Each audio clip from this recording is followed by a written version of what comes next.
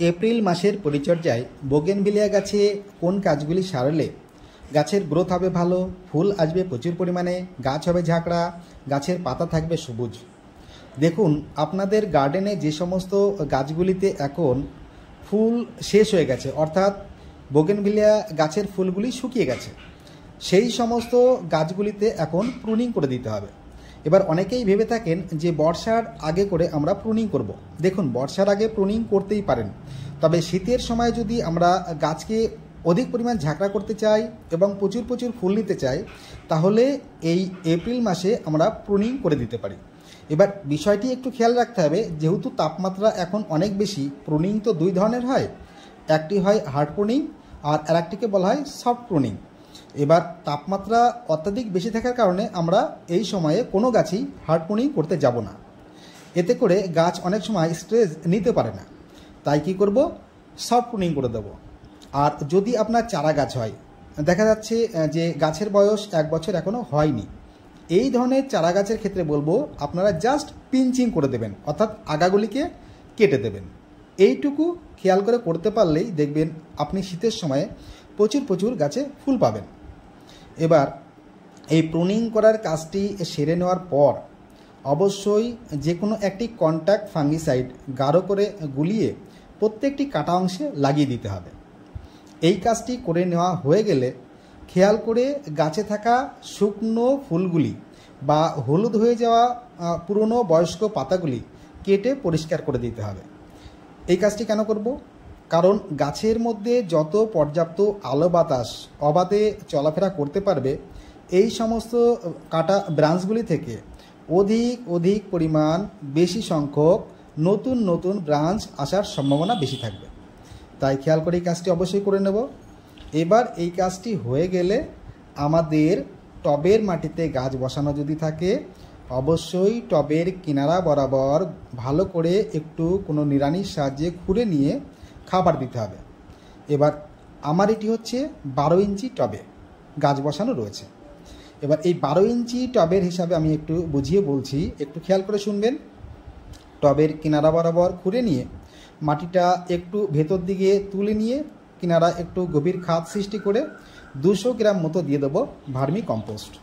এবার আপনারা যদি মনে করেন যে পুরনো গোবর সার এখানে ব্যবহার করবেন, দিতে পারেন, তাতে খুব ভালো হবে, কোনো অসুবিধা নেই। এর সঙ্গে দিতে হবে 20 গ্রাম মতো বাদাম খোল। বাদাম খোল দেওয়ার অর্থ, বাদাম খোলের মধ্যে রয়েছে প্রচুর পরিমাণ নাইট্রোজেন, যা এই তীব্র গরমের মধ্যে গাছ খুব ভালোভাবে নিতে পারে। সেই কারণেই গুঁড়ো সর্ষে খোলের পরিবর্তে দেওয়া হলো একটু বাদাম খোল। এবার আপনারা যদি মনে করেন যে গুঁড়ো সর্ষে খোল ব্যবহার করবেন, করতেই পারেন, তবে গাছ অবশ্যই ছায়া জায়গাতে রাখবেন খেয়াল করে। আর এর সঙ্গে 1 চামচ দিতে হবে হাড়ের গুঁড়ো আর 1 চামচ শিংকুচি। এবার যেহেতু হাড়ের গুঁড়ো আর শিংকুচি দেওয়া হয়েছে, তার জন্য মাটিতে একটু ফাঙ্গাস আসার সম্ভাবনা থাকবেই। তাই ফাঙ্গাসকে আটকাতে এবং ক্ষতিকারক ব্যাকটেরিয়া বা জীবাণুদেরকে আটকাবার জন্য আমরা 1 চামচ পরিমাণ দিয়ে দেব নিমখোল। এবার এই খাবারগুলি দেওয়ার পর খেয়াল করে অবশ্যই 15 থেকে 20টি দানা দিতে হবে ডিএপি সার, যাতে গাছের মূলের শক্তি একটু বৃদ্ধি পায়। কারণ ডিএপিতে রয়েছে ডাই অ্যামোনিয়াম ফসফেট, একটু ফসফেটের পরিমাণ বেড়ে যাবে, এতে মূলের শক্তি বাড়বে, যার কারণে গাছে নতুন ব্রাঞ্চ আসার সম্ভাবনা অনেক বৃদ্ধি পাবে। আর দেব 1/2 চামচ এনপিকে 10-26-26। এটি গাছের ভেতর থেকে গাছকে একটু শক্তিশালী করবে এবং পরবর্তী সময়ে গাছের স্ট্রেংথ বাড়িয়ে ফুল আনার সম্ভাবনা বেশি থাকবে। এবার এই খাবারগুলি দেওয়া হয়ে গেলে আমরা মাটি দিয়ে খাবারগুলিকে ঢেকে দেব। তারপর জল দিয়ে মাটিকে ভিজিয়ে এই গাছটিকে অবশ্যই 10 থেকে 15 দিনের জন্য ছায়া কোনো জায়গাতে রেখে দেব। যত সময় পর্যন্ত নতুন ব্রাঞ্চ এই সমস্ত ডালগুলিতে নজরে না পড়বে, তত সময় পর্যন্ত রোদে আনব না, বিষয়টি খেয়াল রাখবেন। এবার যখন নতুন ব্রাঞ্চ নজরে পড়বে বা চলে আসবে, তখন আপনারা মোটামুটি 2 ঘন্টা মতো বা 3 ঘন্টা মতো রোদ পড়বে এমন একটি জায়গা থেকে গাছগুলিকে রেখে দেবেন। তাহলে নতুন যে ব্রাঞ্চগুলি আসবে তার বৃদ্ধি খুব ভালো হবে, বিষয়টি খেয়াল রাখবেন। জাস্ট এইটুকু কাজ যদি আমরা একটু হিসাব নিকাশ করে বুঝে শুনে পরিচর্যা করতে পারি, দেখবেন আপনার বোগেনভিলিয়া গাছ দারুণ একটি শেপের মধ্যে রাখতে পারবেন এবং সেই গাছকে হেলদি রেখে প্রচুর প্রচুর ফুল নিতে পারবেন। আর এইভাবে যদি আমরা কাজগুলিকে গুছিয়ে নিতে পারি তাহলে দেখবেন শীতের সময় এই গাছ থেকেই প্রচুর অধিক পরিমাণ বেশি সংখ্যক ফুল পাবেন। যাই হোক, আজ এই পর্যন্তই। পরের কোনো ভিডিওতে আবার দেখা হচ্ছে। সকলে ভালো থাকবেন, সুস্থ থাকবেন।